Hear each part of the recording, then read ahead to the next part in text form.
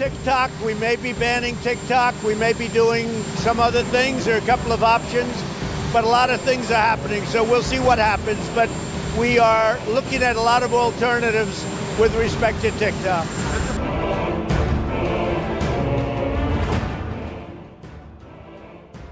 TikTok menjadi kontroversi dari awal munculnya hingga sampai saat ini. Banyak negara melakukan pelarangan pemakaian aplikasi TikTok. Di Indonesia pun TikTok menjadi isu hangat, seakan-akan TikTok adalah alat pencuci otak manusia, terutama anak muda yang mengaksesnya. Lantas, apa penyebabnya ya? Simak video ini sampai habis. It's currently a 13 and above experience. At the same, I think, for parents for us it is giving the parents tools to be able to have these discussions with the teenagers on what is the best and most healthy relationship for them.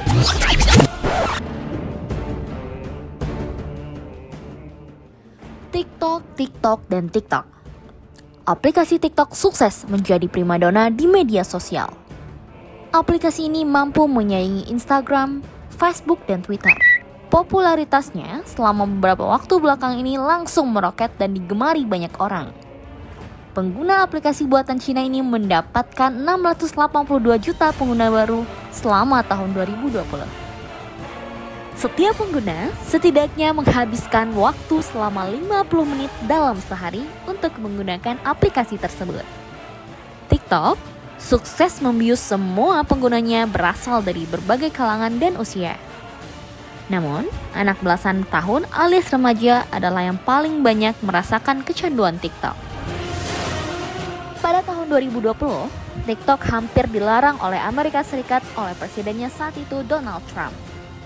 Para eksekutifnya setiap hari menghadapi berbagai pertanyaan tentang risiko keamanan siber yang ditimbulkan oleh aplikasi yang sangat sukses itu. Ketika Trump mengusulkan pelarangan TikTok sekitar 3 tahun yang lalu, aplikasi tersebut sudah diunduh sekitar 800 juta di seluruh dunia. Saat ini, jumlahnya sudah mencapai 3,5 miliar unduhan menurut perusahaan analisis aplikasi Sensor Tower.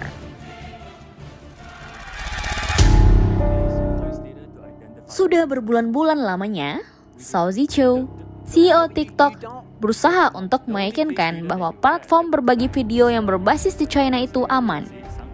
Kendati banyak pejabat di Amerika Serikat, Inggris, Kanada, dan banyak negara di Eropa telah melarangnya diunduh melalui ponsel para staf. China menuduh Amerika Serikat melebih-lebihkan ancaman keamanan siber untuk menekan perusahaan yang sedang berkembang pesat itu. How do you determine what age they are? We rely on age gating as our key age assurance.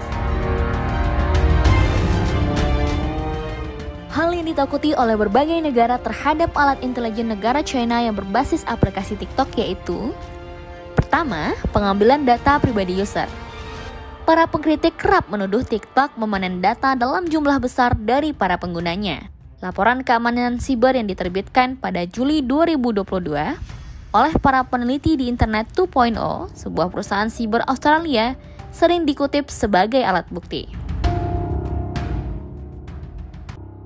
Para peneliti mempelajari kode sumber atau source code aplikasi TikTok dan melaporkan bahwa ia melakukan pengambilan data yang berlebihan. Analis mengatakan, TikTok mengumpulkan detail-detail seperti lokasi pengguna, perangkat spesifik yang mereka gunakan, dan aplikasi lain yang ada di perangkat.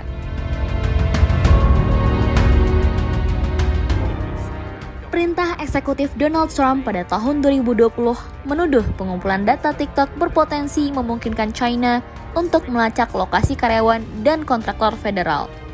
Hal ini membuat berkas informasi pribadi untuk keperluan pemerasan dan melakukan spionase perusahaan.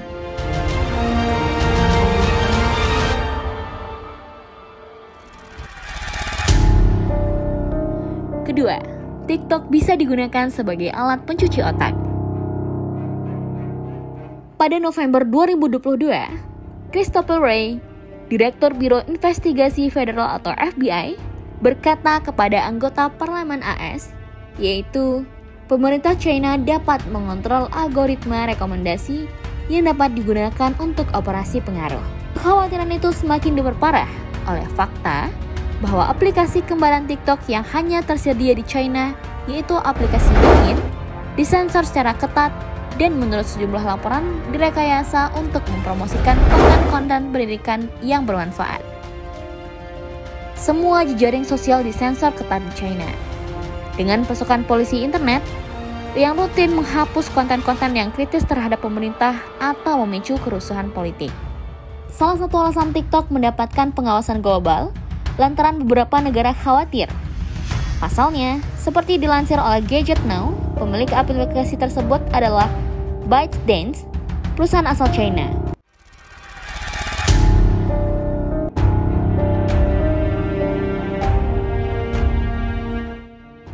Pemerintah di seluruh dunia khawatir Beijing mungkin menggunakan TikTok untuk propaganda, antara lain mengumpulkan informasi pengguna dan menyebarkan narasi pro-China serta penyebaran berita palsu. Dan juga banyak negara yang ketakutan terhadap aplikasi TikTok ini. Yang pertama yaitu tetangga dekatnya China, yaitu India. India adalah salah satu dari beberapa negara yang melarang TikTok. Alasan pelarangannya yaitu pemerintah India khawatir dan menuduh TikTok dapat mengancam keamanan dan integrasi negara. Yang kedua yaitu negara Afghanistan. Afghanistan melakukan pelarangan itu sejak 2021 oleh Taliban. Mereka melakukan itu dengan alasan mencegah penyesatan terhadap generasi muda.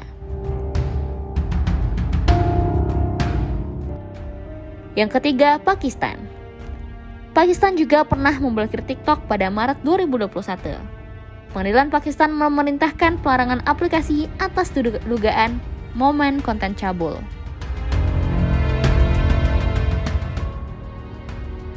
Yang keempat itu Taiwan.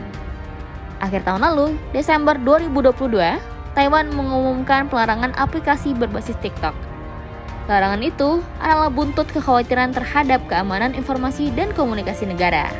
Pakar bisnis Taiwan, Heshen Chen, juga secara blak-blakan mengatakan bahwa TikTok adalah pendorong besar kehancuran Taiwan. Yang kelima adalah Amerika Serikat.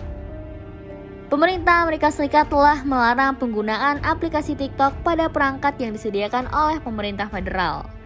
Hal ini juga buntut kekhawatiran atas keamanan nasional terkait perusahaan induk aplikasi China itu. Terus, bagaimana kekhawatiran aplikasi TikTok ini di Indonesia? TikTok menjadi sebuah fenomena baru di Indonesia, terutama bagi anak muda yang menghabiskan banyak waktunya untuk melihat video-video di aplikasi tersebut. Bahkan ada kecanduan yang melihatnya, dan juga tidak kalah hebatnya banyak para anak muda membuat konten joget, video tidak senonoh yang tidak pantas mereka lakukan, dan membuat kalangan anak muda kena imbasnya.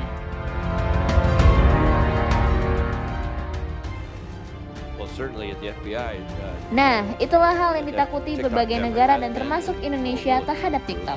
Jangan lupa terus tonton video kami yang menarik lainnya ya.